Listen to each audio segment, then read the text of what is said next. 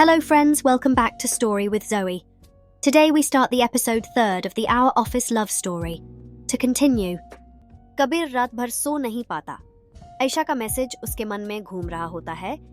एक छोटी लाइन, लेकिन उसमें दाढ़ और डिस्टेंस दोनों छुपे हुए होते हैं। कबीर अपनी गलतियों को रियलाइज करता है। उसने आयशा के एफर्ट्स को बिना बताए अपने काम का हिस्सा बनाया, उसके इमोशंस को समझने की कोशिश नहीं की और गलतफहमियों के बीच अपना ईगो बढ़ावा दिया। उससे लगता है अगर अब नहीं किया तो शायद मैं यू से हमेशा के लिए खो दूंगा। अगली सुबह कबीर डिसाइड करता है कि अब और छुप नहीं सकता, लेकिन आयशा से सीधा माफी मांगना उसके लिए आसान नहीं होता। वो कुछ क्रिएटिव प्लान सोचता है। पहली बार कबीर अपने सीरियस जोन से बाहर निकालकर उसके स्टाइल में उसका दिल जीतने की कोशिश करता है। कबीर आयशा के डेस्क पर एक हैंड रिटन नोट रख देता है। Let's talk over coffee. No spreadsheets, no deadlines, just you and me. Same टपरी एट 7 PM। ईशा नोट पढ़ती है और थोड़ा कंफ्यूज और क्यूरियस हो जाती है। पहले तो वो इग्नोर करना चाहती है, लेकिन मन नहीं मानता। रात के 7 बजे वो टपरी पर पहुंचती है, जहां पहले बारिश में दोनों ने वक्त बिताया था। कबीर ऑलरेडी वहां होता है, एक अम्ब्रेला और 2 कप चाय के साथ। आयशा उसकी तरफ देखती है। उसके चेहरे पे गिल्ट और जेन्युइन रिग्रेट दिखाई देता है। काफी लेट हो गया, पर मैं फाइनली समझ गया हूं, कबीर बोलता है, उसकी आंखों में सच्चाई के साथ। मैं सॉरी हूं आयशा, मैंने तुम्हारे आइडियाज को पहले एक्सेप्ट नहीं किया, तुम्हारे इमोशंस को इग्नोर किया और तुम्हें बिना मतलब हर्ट किया। आयशा एक पल के लिए चुप रहती है, फिर थोड़ा सा मुस्कुरा कर कहती है, तुम्हें ये सब बोलने में 4 साल लग गए? कबीर थोड़ा नर्वस होकर कहता है, मैं थोड़ा स्लो लर्नर हूं। दोनों एक पल के लिए एक दूसरे को देखकर हंसते हैं। ये हंसी उनके बीच सारी दूरियों को खत्म कर देती है। कबीर अपनी चाय से एक सिप लेकर कहता है, आयशा, तुम्हारे बिना यह प्रोजेक्ट इम्पॉसिबल था।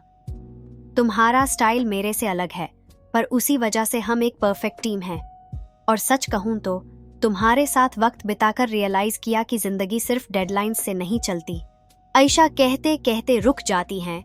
मुझे भी लगता है कि मैं तुम्हें मिसअंडरस्टैंड कर गई थी। उसके चेहरे पर एक सॉफ्ट स्माइल आती है। एक साइलेंस के बीच कबीर फाइनली अपने दिल की बात बोलता है, आयशा, शायद तुम्हारे साथ वक्त बिताते बिताते मुझे सिर्फ तुम्हारे आइडियाज से नहीं, तुमसे प्यार हो गया है। आयशा के आंखों में सरप्राइज और खुशी के इमोशंस एक साथ दिखते हैं। तुम्हें फाइनली रियलाइज हो गया? वो सॉफ्टली बोलती है, मुझे पहले से पता था। दोनों हंसी में खो जाते हैं और बारिश एक बार फिर शुरू हो जाती है, जैसे उनके नए रिश्ते का शुभ आरंभ हो रहा हो। कबीर और आयशा अब एक कपल बन गए हैं, लेकिन दोनों अपनी पर्सनल और प्रोफेशनल लाइफ को बैलेंस करने का प्रॉमिस करते हैं।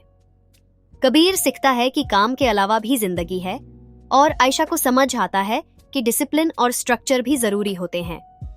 ऑफिस में अब भी दोनों के बीच छोटी छोटी नोकझोंक होती है, लेकिन अब उसमें प्यार छुपा होता है। कबीर अब मीटिंग्स में थोड़ा रिलैक्स्ड रहता है और आयशा उसके ऑर्गेनाइज्ड स्टाइल का मजा लेती है। एक दिन ऑफिस की एक सेलिब्रेशन पार्टी में आयशा सबके सामने कैजुअली बोलती है, बॉस के साथ प्यार करना आसान नहीं है, लेकिन एडवेंचर जरूर है। कबीर उसके साइड में खड़ा होता है और सॉफ्टली बोलता है, और मैं लकी हूं कि मुझे मेरी लाइफ का सबसे क्रिएटिव एडवेंचर तुम्हारे रूप में मिला। सब हंसी मजाक करते हैं और कबीर और आयशा एक दूसरे की तरफ मुस्कुराते हैं, जैसे उन्होंने अपनी कहानी का एक परफेक्ट एंड नहीं, बल्कि एक नई शुरुआत लिखी हो। To continue in next episode. Thank you for watching.